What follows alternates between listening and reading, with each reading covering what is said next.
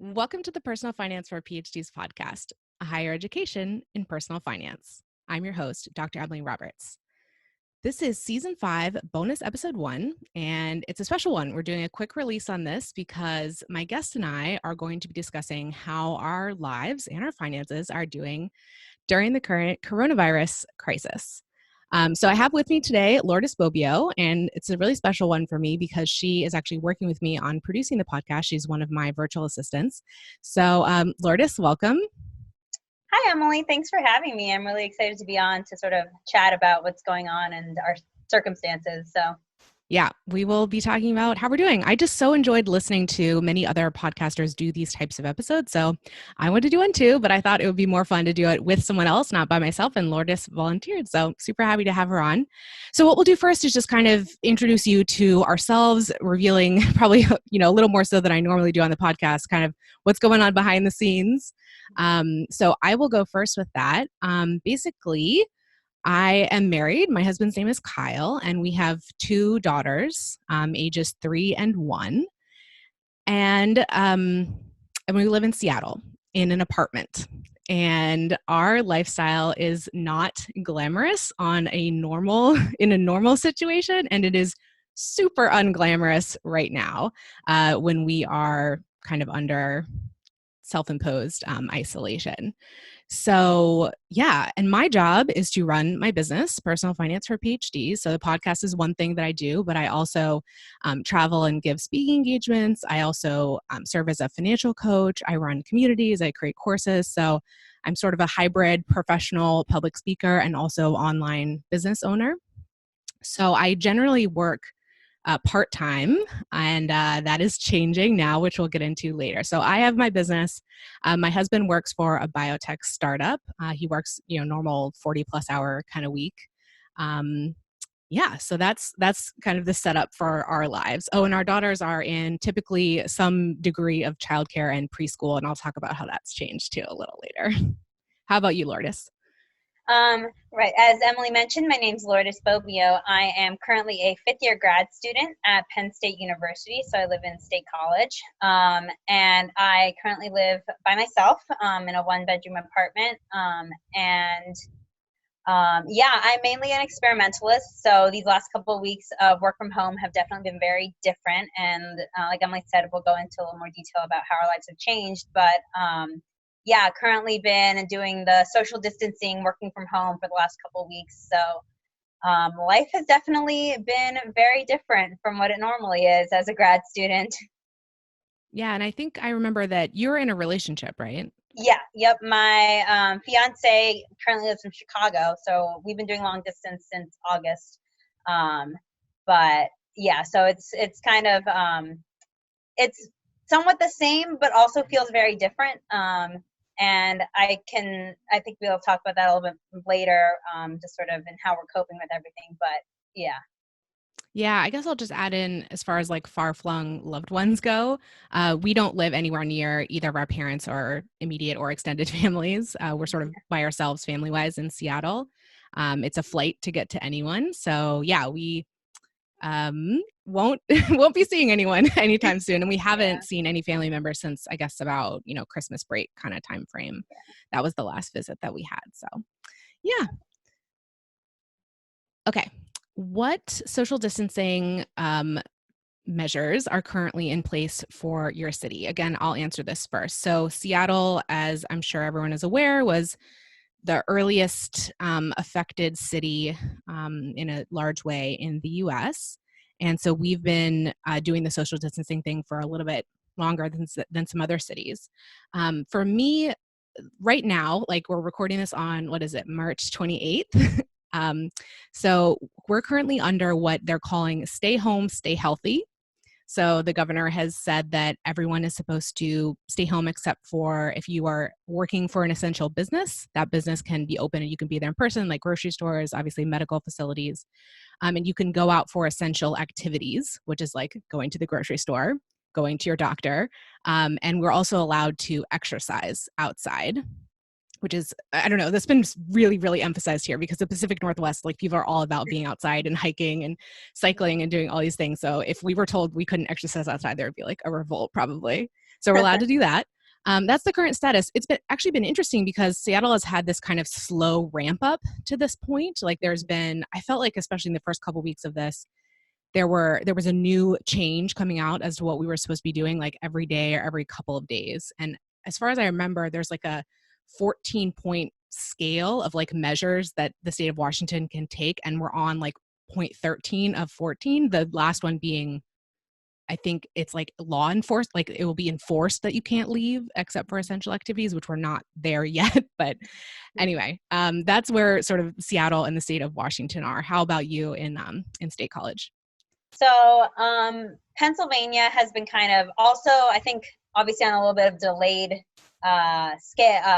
timeline to Seattle, but we also have been sort of like slowly been implementing things. So our governor over the last, I would say, week, maybe less than a little week, has been sort of county by county issuing these, I guess they're calling it here shelter in place, which seems to be similar to what you have where, you can really only leave to go to essential grocery trips, medical visits, and then also they're emphasizing also you can exercise outdoors, just keeping the social distancing measures when you're outside.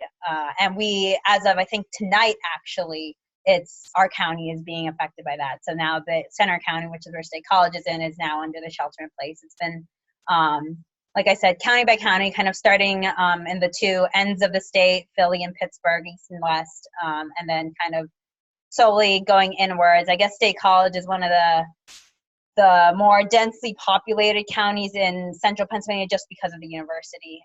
Although given that the students are mainly gone for the most part, I'm sure it's probably less so than on a normal basis. But it's kind of been as the cases, started in Philly and Pittsburgh, and then we have, I think, about now 15 here in Center County. They've sort of been implementing that. But before the shelter in place, I think about a week ago, the governor basically told all non-essential businesses to close. And so that was almost de facto shelter in place because there was really nowhere to go or anything to do once all the non-essential businesses closed. So it's a little bit more formalized now, but yeah. Yeah, I think one of the last changes that's been made recently in Seattle was closing like outdoor recreation places. Mm-hmm. So like playgrounds were open for a long time. We were being told not to use them, but they like officially like closed them. And I haven't been to any, but I assume they're like roped off or something, and like locking like tennis courts and basketball courts and other sort of outdoor areas like that where people, in theory, I guess you could go there and do effective social distancing, but people weren't. So they made that last step. Yeah, I don't know if they've implemented anything like that here in terms of like actually closing down any parks or anything like that. But yeah. And then also, I guess specifically for the university here at Penn State, it started, I guess, early March is when they formally stopped classes and moved them online. First, it was going to be for 3 weeks, and then about a week later, they announced for the rest of the semester. And then as of this past Tuesday, they have effectively all but closed the university. They told all research, non-essential, COVID-19 related research to basically stop. It was fairly short notice and not very, I think, well communicated. But as of this Tuesday, basically we were told not to go back. I had been, like I said, working from home for 2 weeks. My advisor has been taking this whole thing pretty seriously. So we've been working from home. I know it was kind of a mixed bag in terms of whether or not your PI was letting you work from home, whether they were still working in the labs, people are still working in the labs, but now it's officially basically closed. I think in the official statement the university made, they said that we can't technically really close because we are an institute of higher education. So professors are still teaching, online classes. There are still like library resources available online, but basically anything in person is closed. And it was interesting how it was kind of, while they took a while to formally announce it, it was very much kind of a slow implementation. Like I remember over the course of a week, it was the library, wasn't open 24 hours, and it was opened only like 4 hours a day, then 2 hours a day, and then the next day they announced, we're closed. So it's kind of this very slow implementation of closing down the university. So. So I think what I heard you say is that the only research activities that are considered essential are those related to COVID-19. Is that right? For the most part, yeah. I think they also mentioned there, like, if you have any live animals, which I don't deal with as a material science grad student, but if you have any live animals that need to be taken care of, you have to assign sort of a point person, and that point person is like the only person that's allowed to go into the lab to work. But specifically for our department, we were emailed by our department head after that email went out, basically saying that none of the research we do in our department is considered essential, just to kind of clarify that. So. Yeah, I'm glad that there was that final communication, because I know I've seen like on social media about people being really confused about who's essential and who's not when it comes to a Yeah. university campus. Okay, so how does your life now compare to how it was 3, 4, 5 weeks ago? That's our next question. So again, I'll go first. The main differences are, so this is actually, we've been, I would say, staying at home and staying healthy for 3 full weeks now. This is the start of our 4th week. So what that means for our family is that my husband has been working from home that whole time. Normally he goes into an office. They also have a lab there. So at first he was working from home because he is able to do all of his work from home. He's a computational biologist and a project lead. So all that can happen from home. So that was happening. But then actually, the business itself is not considered an essential business. So they closed the lab, I think it was last Wednesday. So just a few days ago. So now none of his colleagues are going into the lab to do any work, which um, is maybe a little bit concerning depending on how long this goes on for. So that's one difference. So he's working from home, which actually means that, and I always work from home unless I'm traveling. So I have like a desk set up, which if you're watching the video for this, I'm sitting at my desk. But my husband is now working at my desk all day during the day. So if I can fit in any work, I'm doing it like on the couch or, at the kitchen table. If you've seen some other videos from me this week, I might have been sitting at the kitchen, like in my kitchen. Because as I said, we have an unglamorous lifestyle. So our apartment, we live in 850 square feet, 2-bedroom apartment, really small kitchen, galley kitchen, big living room, 1 bathroom. And so anyway, my desk is in our bedroom actually, because I wanted it to be a little bit isolated from the noise of the living room, so I could take calls and stuff, like even while my kids are home. Okay, so my husband's working from home. I'm also working from home still, but I've been displaced out of my normal location.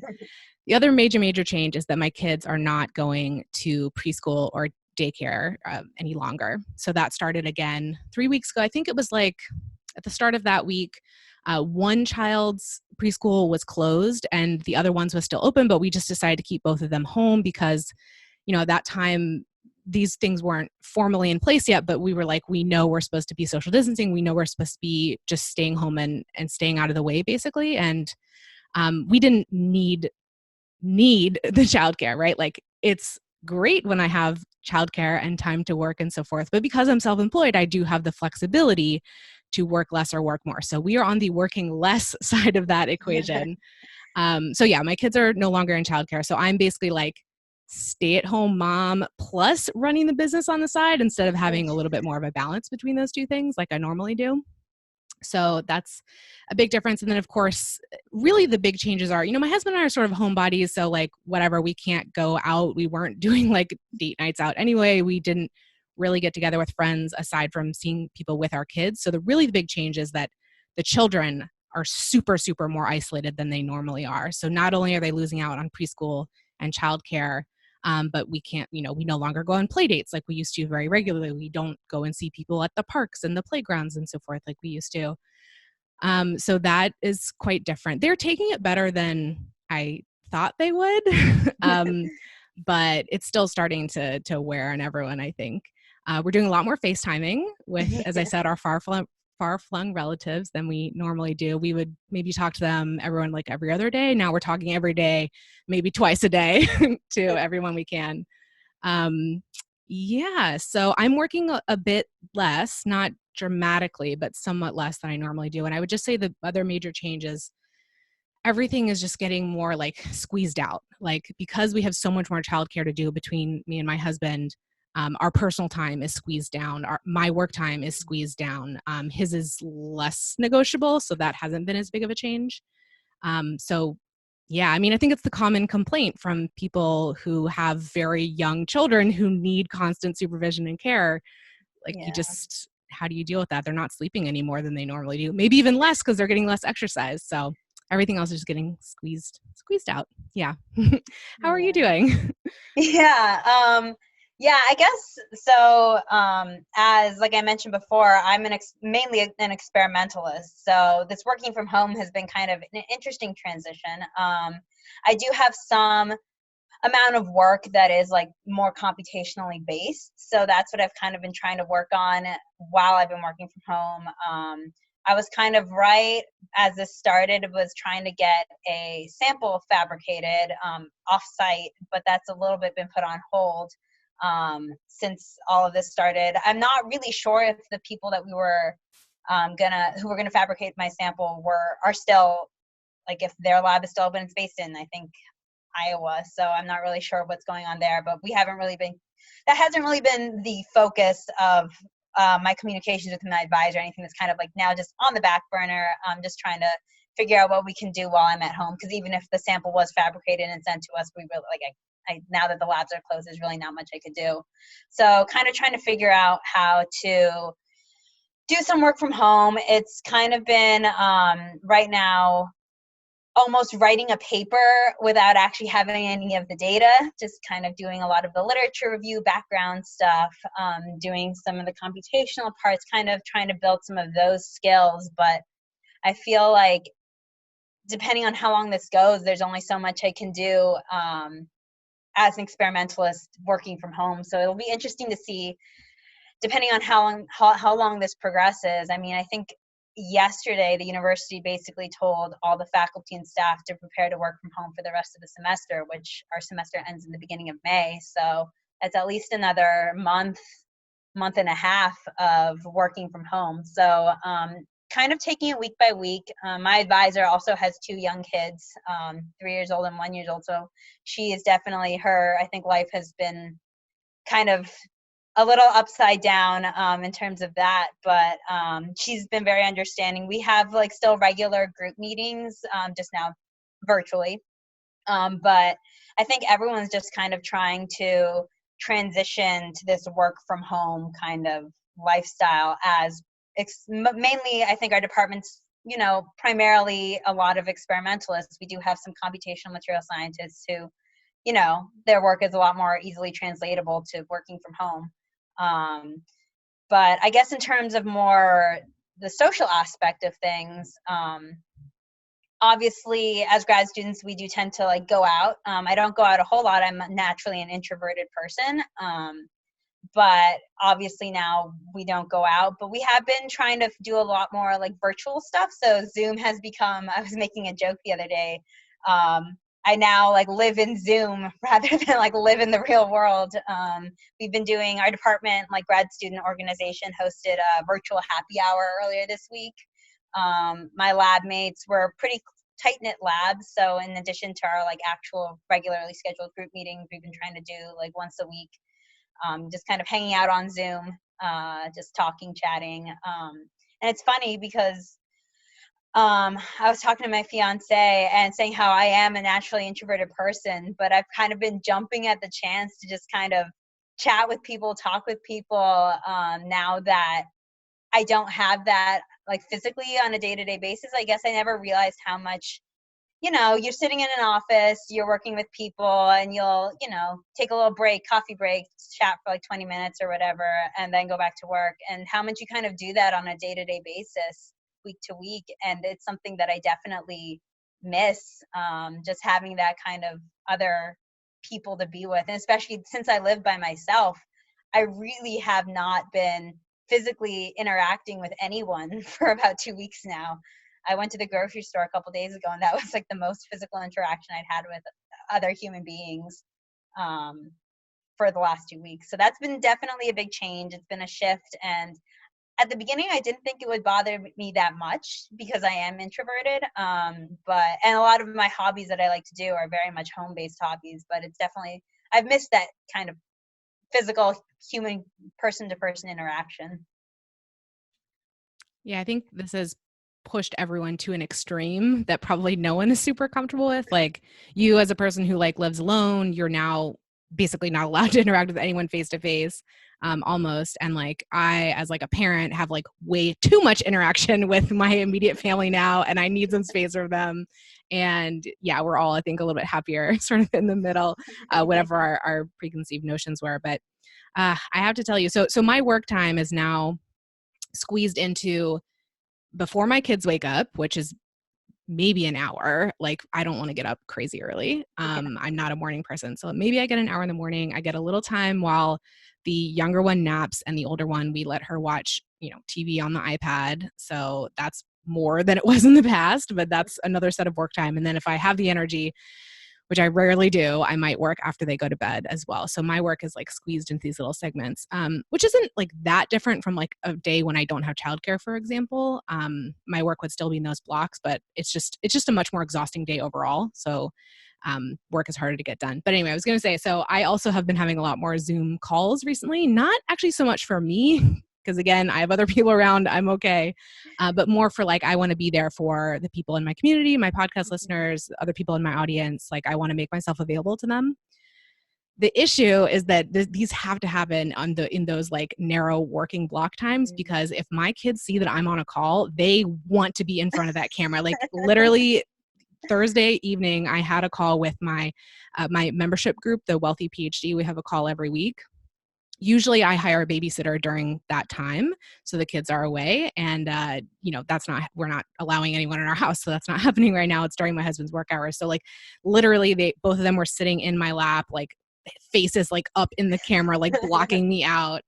And yeah, it's just, that's how it goes. If they're awake and around, like they want to be on me if I'm on camera at all. Sometimes I can get a little space from them. They're at an age where they can maybe play for 10 minutes by themselves, maybe. But that's not really good work time, because what can you do? Like you can check social media, you can write an email, but you can't like sink into like deep work because you're going to be interrupted in a few minutes. So yeah, that's kind of my work status right now. How about, let's talk about the finances. This is a personal finance show. So I have been thinking about this, and I haven't looked at the numbers for March yet, but I actually think we've spent more money in March than we normally do, because we don't normally have much in the way of going out expenses. My husband and I do like date nights in, so it's like nothing for that. We go to a lot of free activities with the kids, like I mentioned, parks, playgrounds, community centers, like play dates, a lot of free stuff. And but anyway, the increase in spending that we've had in March is we've bought more groceries, or at least we've spent more on groceries. I don't know if we necessarily got more out of it. We have a small like stockpile of like canned goods, not any extra toilet paper.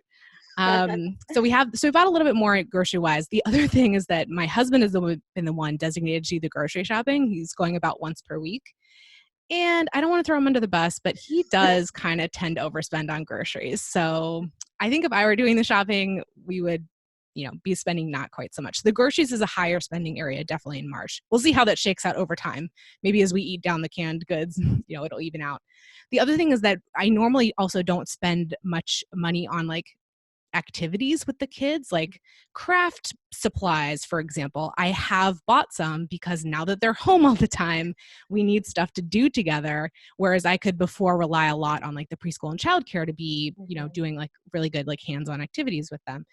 So we bought some extra supplies like in that realm. I actually set myself a goal when I knew we were starting this, that I would do what I'm calling like special activity with them per day, where I would give them like some undivided attention and do something new that was novel. And at first, when I thought this was going to be like 2 weeks, it was fun and really nice and gave everyone something to look forward to. But now it's like, wow, I just put a lot of pressure on myself to like come up with something new to do every day. But anyway, so that's part of what, we're using these like supplies for. So those two areas are actually higher spending. We normally don't spend much on restaurants. We're not spending anything in that area right now. So I would actually not be surprised if we came out of March having spent a little bit more than we normally do. Except I did find out, so for one preschool, we are continuing to be charged tuition. That has not changed even though we're not going anymore. The other preschool is refunding us for the days when they canceled. So we are going to get a little bit money back for March, about half of the tuition. And then in April, they're basically just waiting to see until they open up again. Like then they'll start charging us again. So I wasn't sure whether that would be the case. I was kind of just expecting to have to continue to pay tuition, whether we were using it or not. So it was a little nice like bonus to find out that we were going to get it back. And what was really relieving to me is that it wasn't my decision. Like I didn't want to have to decide, do I continue to pay this bill for a service I'm not using or do I not, and have that like sort of ethical question. So it's policy. They decided so we're getting the refund back. So that'll be nice when it's eventually processed. I have no idea when it's actually coming. Yeah. How about you financially? Ups, downs? Kind of the same as you. I definitely spent more on groceries this past month. I spent the first half of the month kind of slowly stockpiling some food. Like, I would buy a little bit more. I usually go to the grocery store like once, maybe twice a week. And so each time I went, I would buy a little bit more than I normally do, pick up an extra can of beans or whatever, so buy a little bit more spaghetti than I normally would for a week. So the first half of the month, I spent about like a month's worth of grocery budget just in the first half of the month. So it was looking kind of like that's a lot of spending for the first, like just the half of the month. And then also I had been doing some other like social stuff. One of my friends had recently defended. So, we like went out to dinner. That was a bigger expense. But then second half of the month, I barely spent anything. The groceries had pretty much lasted me. I did just go to the grocery store 2 days ago now. And because I guess a lot of the lower priced items had been bought out. So I was kind of forced to buy, the more expensive eggs, the more expensive milk, the more expensive, like a little bit more expensive of everything. And it wasn't like significantly more expensive, but all of these things add up. And then also I had run out of some of your staples, like, your olive oil, some general spices. And so that kind of ended up being a larger, like monetarily wise, a larger grocery trip than I had anticipated when I went into the grocery store.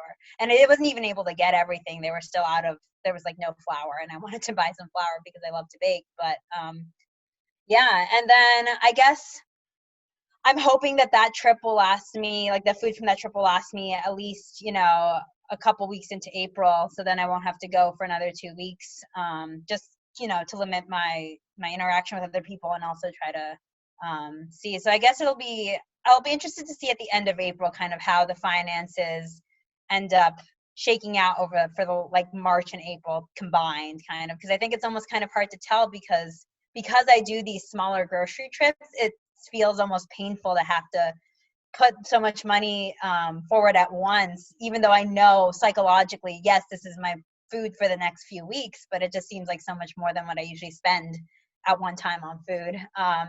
And then, one thing I do want to try to do, I don't go out to eat a whole lot on a normal basis, but I do sometimes, pick up lunch here and there when I don't have time to make food ahead of time. But one thing I do want to try to do is we have a lot of small local businesses in the State College area, and a lot of the ones they're struggling, as any small business does, in a time when you're not getting any of that foot traffic. So I do want to try to see if I can put aside some money to, even though I normally wouldn't, I hardly ever do like takeout or delivery. But I almost want to spend some money supporting my local businesses to try to help them during this period of time. And if I'm financially able to, like take that money out of my food budget and use it to help support them, I definitely want to try to do that. But we'll see how things kind of shape up as April progresses.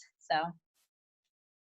Yeah, I guess the conversation I've been seeing is around like buying gift cards if you don't actually want to do takeout right now for a local restaurant or something to get that gift card. But I have to say, I feel no compunction to do this because we eat out so infrequently, like maybe once a month, maybe usually for convenience reasons.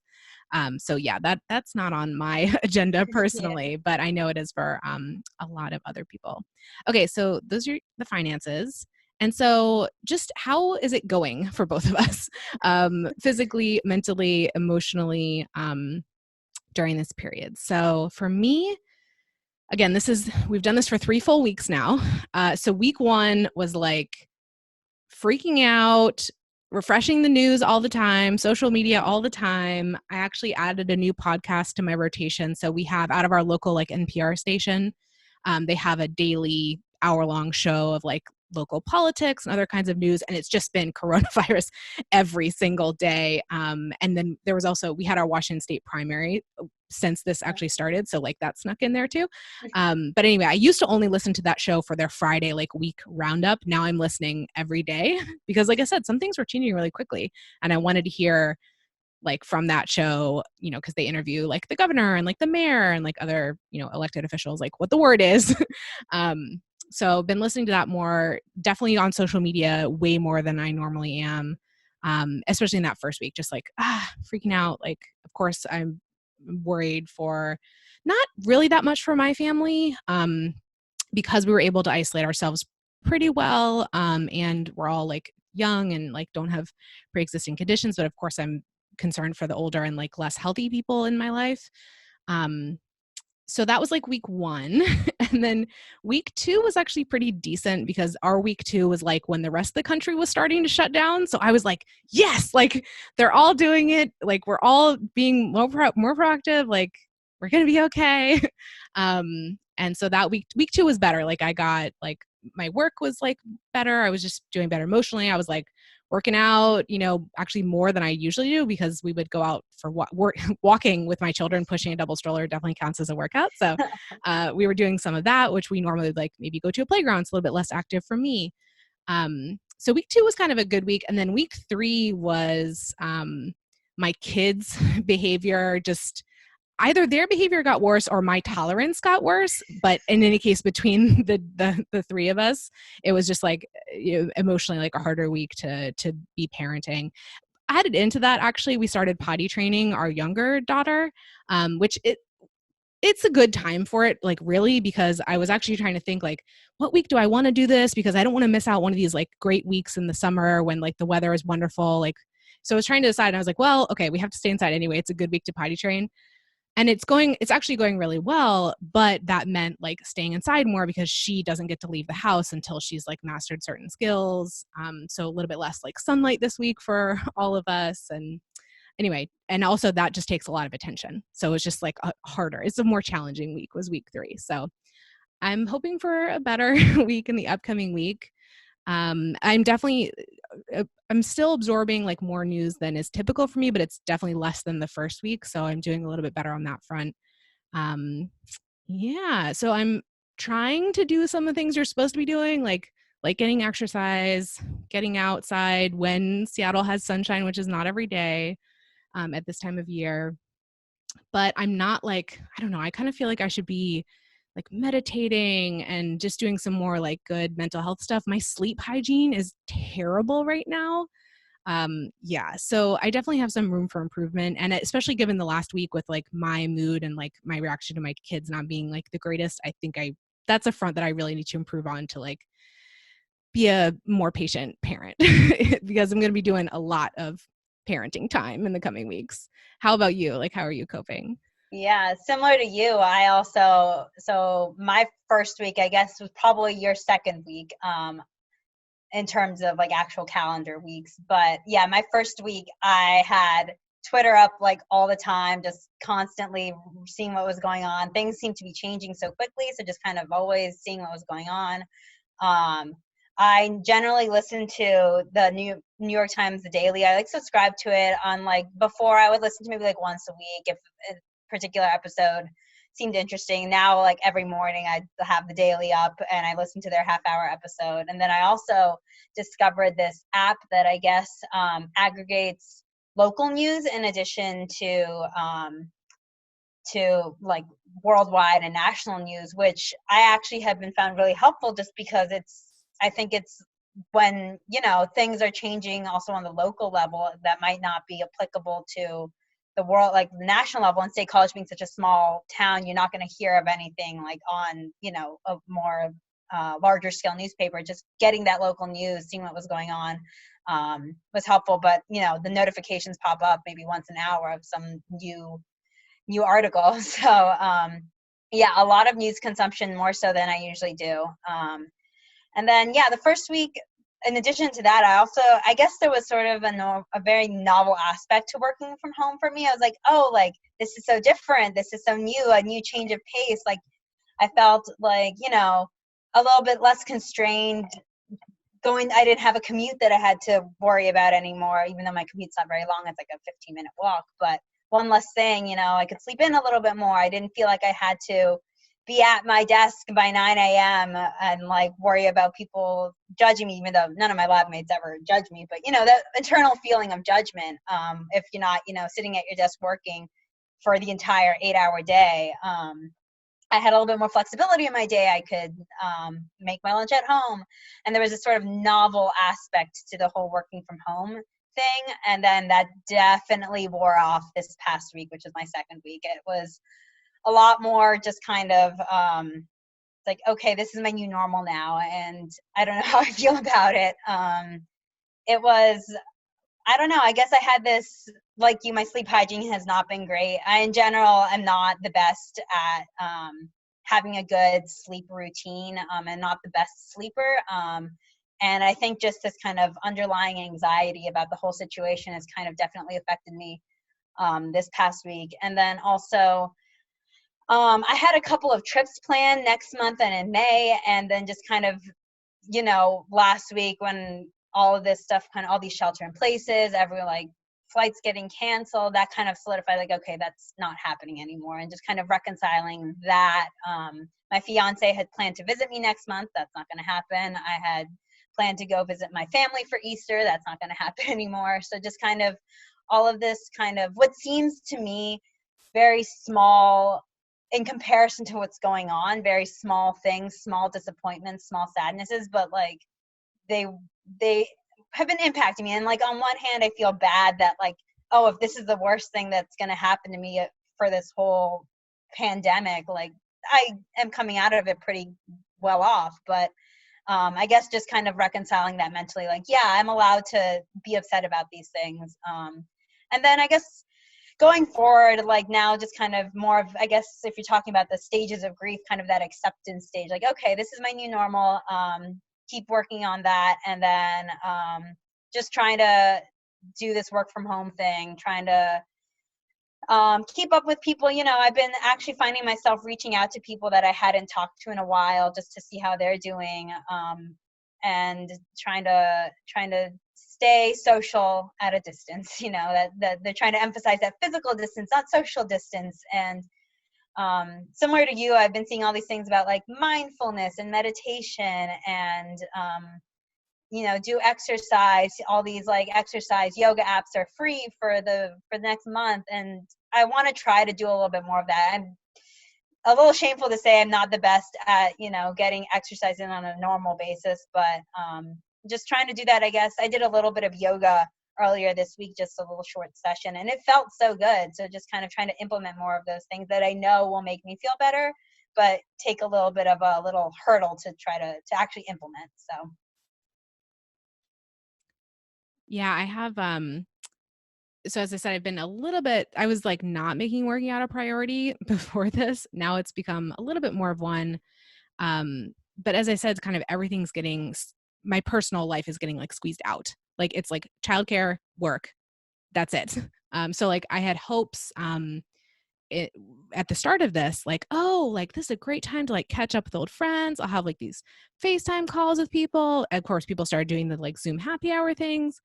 As I said, it is impossible to do this like when my children are awake. I have attempted a couple calls and it does not go well. Like the adults do not get to speak at all. So it's really not a good time for me to be catching up with old friends. Like I can do that with other people who like are currently in my life who have kids. They like get my kids and their behavior and so forth. But that hope was dashed. And also because like theoretically I could do that when my kids are asleep, but that time is now so precious for getting work done and also things like exercise. So for example, we have a stationary bike that we bought like during my first pregnancy, which I used a good amount during that time and basically sat in the corner like in the years since then, but like broke that back out this week. Like that's what I'm doing if I can't get out for a walk like that day. Cause it's really, I don't know. I don't have like, I feel like I don't have the mental like wherewithal to do like a hard workout, like something that involves like weights or like body exercises, but like I can sit on a bike for 30 minutes,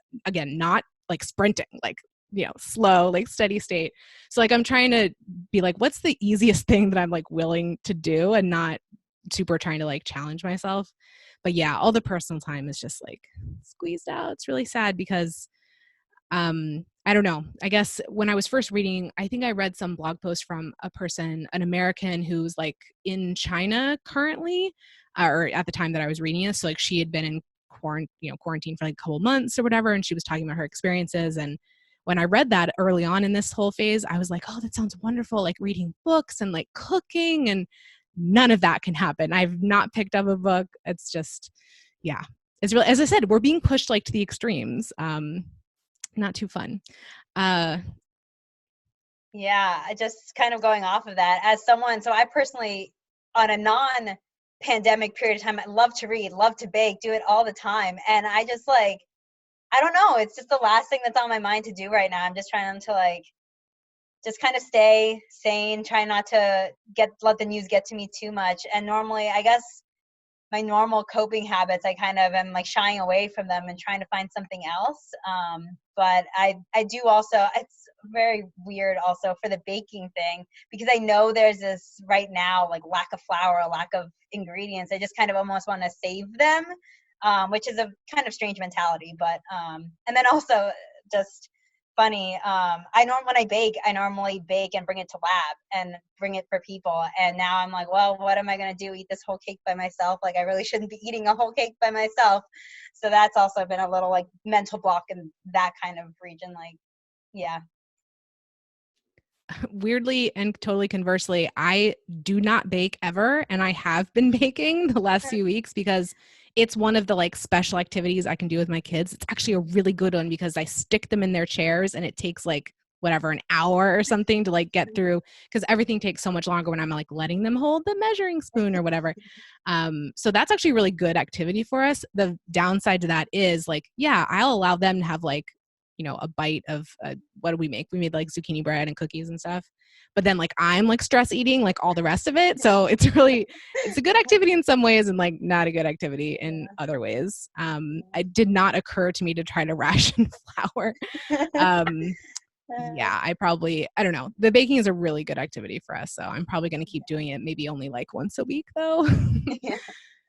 Okay, so last question on our outline is, what are your hopes and fears for the coming months, coming year, coming multiple years, depending on how long this pandemic, but also the economic repercussions go on for? Let's start with fears and then let's talk about hopes. So on the fears side for me, as I said earlier, I'm not super concerned for my own health, although I guess, and the health of my immediate family, although I guess in the last week with more news coming out about like people in their 20s and 30s being, seriously ill from COVID-19, that's crept into my mind a little bit more. I'm trying to sort of keep it out. Like basically we're already doing the maximum that we can possibly do to social distance without like literally never even going to the grocery store. So it's like, okay, what's in my sphere of control? I'm already doing everything within my sphere of control. So I've kind of tried to put that aside about, concerns for my own health or my children's health or my husband's health. So I wouldn't say I really had a fear around that. And if one of my family members falls ill, maybe that'll come back into my mind, but I'm putting that aside for the moment. So I think my fears are more around like the economics of this, not about the stock market. Actually, so I've been doing these weekly like COVID-19 and your PhD finances chats with you. You joined me during the first one. And each time everyone wanted to talk about the stock market. Every person on the call wanted to address that. For me, it's not a major concern. As long as our society stays intact, I'm confident that, the market will come back at some point.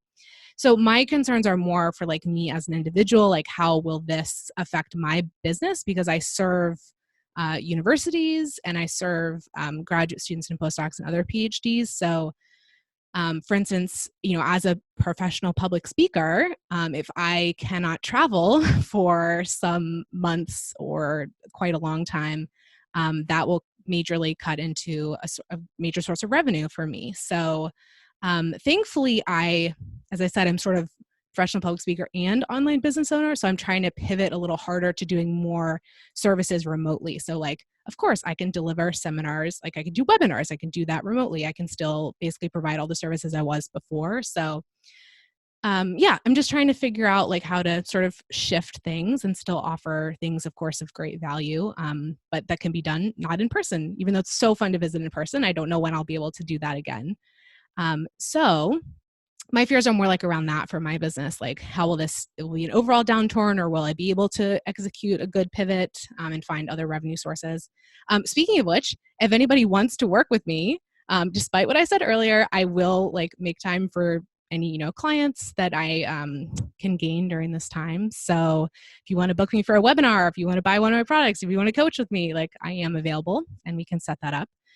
And then I guess also for like our family overall, my husband, as I said, works for a startup company. So far, nothing has changed. Like he still has a salary, he's working remotely, but maybe the next round of funding won't come through. Like that's always a possibility. So we are keeping in mind that he, might be forced into a job change in the coming months. So that might happen, but we have cash savings, we have an emergency fund and so forth. So it's not a super, super hardship, but it might just be a change that we have to navigate. So that's what I'm thinking about for the next months and year or so. How about you?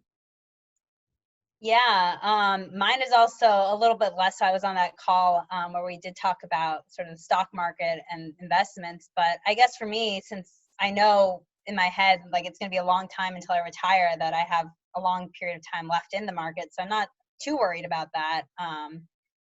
But for me also as a hopefully final year PhD, entering the job market in what is presumably going to be a recession period of time. I know I have friends that like recently defended and they had been applying to jobs, looking for jobs, and basically everywhere has a hiring freeze right now, especially like in the middle of this pandemic. No one's going to be hiring. Who knows how that's going to affect once, things have stabilized a little bit. Are people going to be trying to recoup their losses from this period of time where maybe things weren't as good? Are a lot of people I know, and me included, potentially looking to work in like government labs? Like, our government funding, is that going to be diverted towards more towards other things in terms of kind of coming back from this whole pandemic? And so just that the job market, how that's going to look. My fiance also, he thankfully right now has a postdoc position.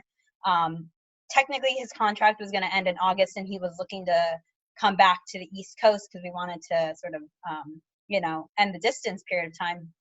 But thankfully his job has been very flexible, and they're saying even though his contract ends in August, he's more than welcome to sort of stay on a month-to-month basis and just kind of see, like, try to look for jobs.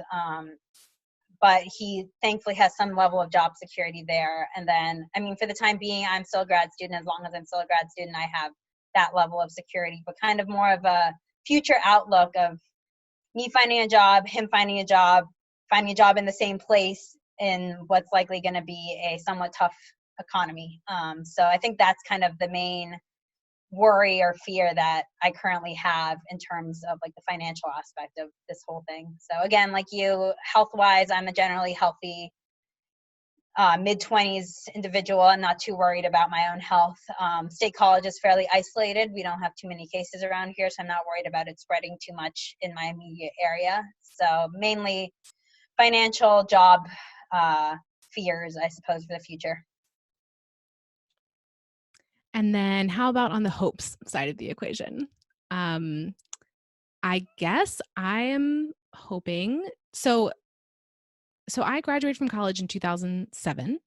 And I started my personal finance blog, which is the predecessor to Personal Finance for PhDs, in 2011. So this was like the Great Recession, like birthed a personal finance movement that I am part of.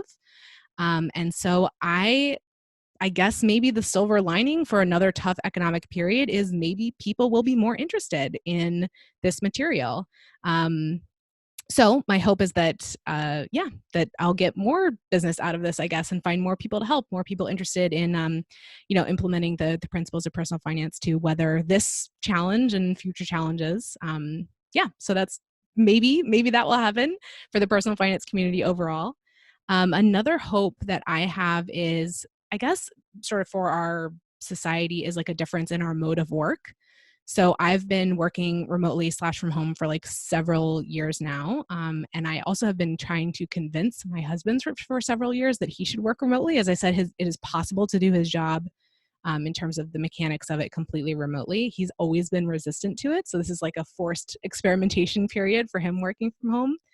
And I just find so many like advantages of remote work for like myself as an individual, but also for like our society in terms of like, the carbon emissions that we generate from like transportation and all of that. So like, actually it's been weighing more on my mind in the last year or so about like the flights that I take when I speak. And so for me, the possibility of doing more remote work and more webinars and so forth is actually, there's like a great upside to that, I think. So I'm hoping that once this is no longer a necessity, but it's a choice again, it'll be a choice that more people are like open to. So that's kind of an upside that I'm hoping for once we come through the crisis. What are your hopes? Yeah, I think that's actually really interesting. And I also, I've honestly it's been a transition working from home, but it's something that like in my mind is something I kind of wanted to do in the future. So having that kind of be a little bit more normalized among, general society has been something that's definitely been on my mind. But also, I guess, on a little bit more like philosophical level, not so much financial, but I think one of my hopes for this period of time is that, like I mentioned, I've been reconnecting with some people that I hadn't talked to in a while. And then just kind of like, I see a lot of people have been reaching out to people that they may have not talked to, or just, people have been, talking to people on Zoom or finding these ways of connecting with people. And we have social media. That's always been one of the things like, oh, like, we're never really far away. We can always connect via the internet. But I feel like on some levels it has been kind of superficial up until now. But now I think people are really actually, using it as a means of connecting with people that they are from a distance, or even if they're geographically close now, they can't actually physically be together. So kind of doing that. And yeah, I guess it's kind of just a little bit more on the people helping people as a more generalized way of being is kind of one of the hopes that I see coming from this. So Yeah, that's lovely.